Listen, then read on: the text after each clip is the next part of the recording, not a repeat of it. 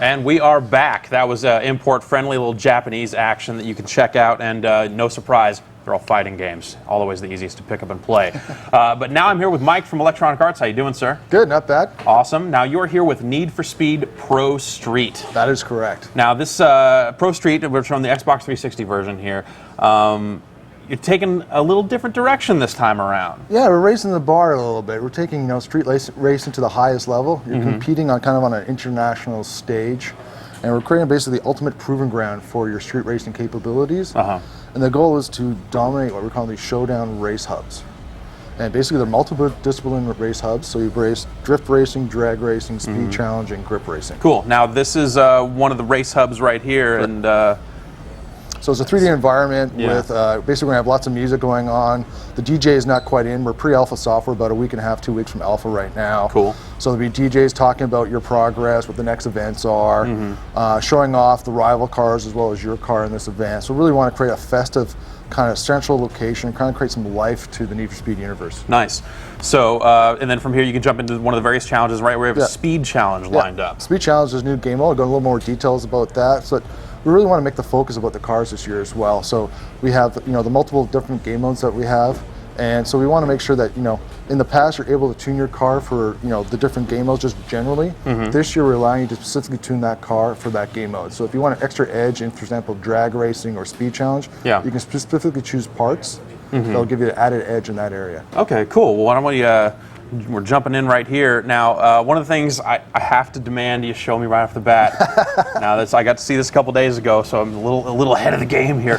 The smoke in this game. Tell me about it. It looks awesome, and we're going to see it here in a sec. But how'd you come up with that? So one of the things is that we went to a lot of drift racing events and drag racing events, and one of the things you do is as soon as you go to drift racing, it's all about the smoke. Seriously, you walk in there and basically you could cut it with a knife, right? So we wanted to bring that visceral, raw, violent experience to the game. And so as you can see here, you're getting loose. Yes, we're getting loose here. We're kicking the back end out, really bring out the smoke.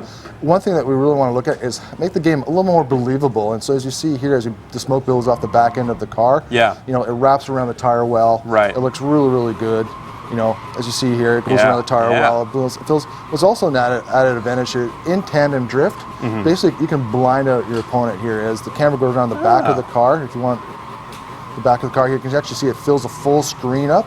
So basically, if you're in front of someone, basically you can snow blind them and they can't see any of the screen ahead of them, so basically you can go in a corner, hit a corner, or basically lose control. They just don't know where they're going. Nice. And of course now, one of the major features of the game this time around is that damage is going to be much more serious, right? Yeah, it's just consequences. So we're talking about 400, 800 horsepower cars here, and these guys really want to push their cars to the edge, and we want to put consequences to the game this year. So if you push too hard, you're going to scrape your car. It's going to impact you twofold. It's going to impact your performance a bit, as well as your wallet. So as here we have basically deformation, real-time deformation damage on the car. So what that means is basically it's real-time. No matter the angle or the speed of impact will determine the damage. So if you hit it at 40 miles an hour, on a 45-degree angle, it's going to deform the car differently than going head-on into an object. So we're talking about a lot more than just like visible paint scrapes and stuff. Correct. You have parts falling off the car. Car parts, 22 parts coming off the car, depending on what type of car it is, deformation, and then performance, and then the wallet consequences. That sounds pretty even more serious. So how deep will the performance hits get as you damage the cars? Are you going to get to a point where it's basically undrivable, pulling off the road? Or? Well, that's always a fine balance, right? You don't want the game punishing, and that's something that as a creative group we always kind of play back and forth.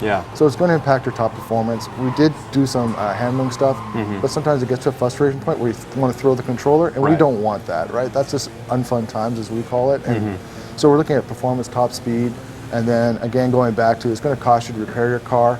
And the idea is that if you do scrape your corner panel or your side of your car, you can take that car to the next event. You don't necessarily have to repair it. So if you are running a little slower in your top speed, but if you go into a more technical, not a high speed event, you don't necessarily have to repair it. You can make that repair a little bit later. All right. So now you'll bring a set number of cars to each race day? Yeah, so the idea is that we're talking about the showdown. Basically, it's a proving ground. So let's say there's 3 different modes happening in that. So speed challenge, grip, and drift. So you have to pick each car for each of those modes that you want to race, and then a backup car, right? So basically, if you crash up, in case something goes wrong, if you crash out all your cars, right, in a fatal state, well, that's game over. You have to re-race that showdown again. Wow. Cool. So there's definitely consequences. Now let's talk about drift racing. I love drifting. It's pretty amazing. How deep have you gone with the drift? So we spent a significant time with a lot of the drifters, throughout the different courses and leagues, and really looking at single drift and tandem drift. There's something about two cars going head to head. You and your buddy drifting on a course. Again, with the smoke and stuff, it just adds additional violence. It's like a crazy auto ballet. And speaking of some ballet, doing a little dancing over here off the side of the road. Oh God. Yes. So again, a number of parts coming off the car, consequences. So you see the student didn't make it, so you have to restart at this point. In the game, actual game, that would be the add over for that car, and you have to pick your backup car to race that race again. Nice. That's pretty serious business. It's definitely serious business. Let's take it over some questions from the audience. Ryan, how's it going over there? What do you got for us? GameSpot editor Brian Eckberg actually came over here and specifically wanted me to ask if there are any plans to share your totally sweet smoke technology with any of the other EA studios. Or are you going to keep it all for yourself? Yeah, being selfish with the smoke tech, or is that going to get around? Well, I'm sure it's going to get around. I'm sure we're going to have the lead this year, but I'm sure like anything else, like customization and other cool features, they get picked up really quickly. Cool.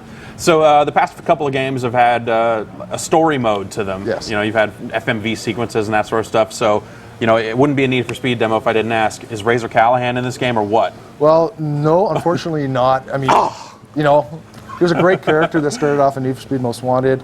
But this year we are looking for a motivation. You're becoming the Street King. Yeah. You need to go against the Showdown King, the Drift King, the Speed Challenge King, the Grip King, and the Drag King. So there's a motivation, there's an antagonist, and you do have to go through a story progression throughout the game. Cool. So after you beat all the kings, will there going to be a final king to kind of rule all the other kings? That's why we're calling you the Street King. That is the Street King. Okay, the Street King. You become the Street King on an international stage. So we're talking about North America, Europe, and Japan. So you're going against the top drifters in Japan, Nice. Speed Challenge in Europe, and again, the grip racing in North America. What kind of course variety are we going to see in the game? Now, this is Nevada, right? This is Nevada, so we're looking at a combination of 7 locations.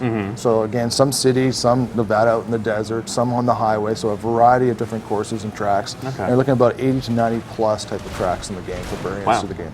Cool. So a lot of diversity that you can race. And will you be able to take that stuff online and race against people there? Yes, we're not going to our full online disclosure at this time. Yeah. But we are talking about competition at the next level. We have some really cool new features this year that we'll divulge over the course of the next month or two. Cool, awesome. Let's get some more questions going. What's up, Ryan? It breaks my heart also that Razor Callahan isn't in the game, but Patrick Oliveira from Hayward wants to know, are there any other characters from previous Need for Speed games in ProStreet, or are we going for an all-new cast? We're looking for an all-new cast this year. We're looking at taking it to an international stage. You're not racing in the back streets of your neighborhood. Right. You're going to the forefront. You're going to that next level of company. You're starting out as a top-level street racer.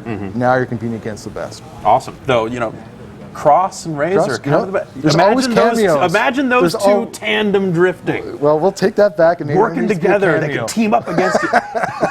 Little ending sequence. He's taking down license plate numbers. All right, so I'll stop reading off my Razor Callahan fan fiction that we've been writing around. Ryan, more questions. George Palma from Hempstead wants to know about the availability of demos for the PlayStation 3, and I want to also, other versions as well. Yeah, you're looking to put a demo out ahead of the game's release? Yes, we're planning demos in October timeframe. Cool. To get that out on the PS3, Xbox, and the PC. Cool. Now, do you think the demo will probably be this area here that you're? It could be similar to this area as well as some additional cars and tracks. Cool. All right. Ryan, why don't you give me 2 more questions? All right. Question asking machine. Jacob McCourt from Windsor, Ontario wants to know what company's aftermarket parts are featured in the game. Car customization Car stuff. customization. So let's talk about that a little bit. So car customization, we put auto sculpt in last year. Right. It's a great feature that you just basically mold your car. Yeah. Number one question we got from the press and our consumers is, it doesn't impact performance. So this year it does. So basically it packs your downforce, your lateral Gs, your top speed. So, and then we user feedback in there. We're looking at a wind tunnel potentially to feedback to you how it actually affects the airstream as well. And then we're looking at about close to 200 aftermarket part companies to customization. And we're taking customization, as we mentioned, to a little more deeper level where you can tune your car for individual modes. Right. And we're adding an extra level of customization. We go down to the component level of customization. Nice. Now let's talk about the handling in the game. I mean, it definitely feels very different than the past few Need for Speed games have. Now you're going for something a little slightly more simulation-like, or what's the design there?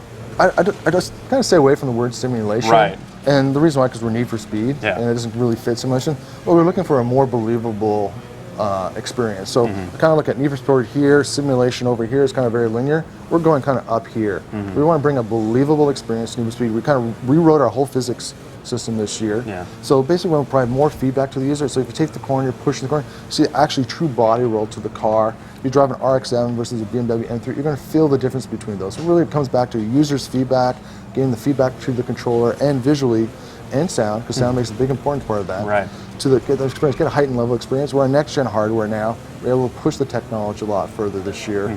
And we've been developed for over a year and a half, almost 2 years now, so it gives us the time to get smoke in, damage in, and redefine our physics, and bring a little more believability to the experience. Cool. Now how about, now you're going to have driver assists in there, so you kind of appeal to players of different difficulty levels. How are the assists going to work? So basically, Need for Speed has always been kind of a mass market, pick up and play experience. We still want to achieve that pick up and play experience, but you also want to give the person who, who's been a fan for a long time, who wants to get the mastery type of thing experience. So we have a traction control assist, stability management, and a couple other assists that we apply to the game. You're able to layer those off as you progress the game, or if you just want to layer those off from the very beginning, you can. Cool. And that will shave seconds off your time.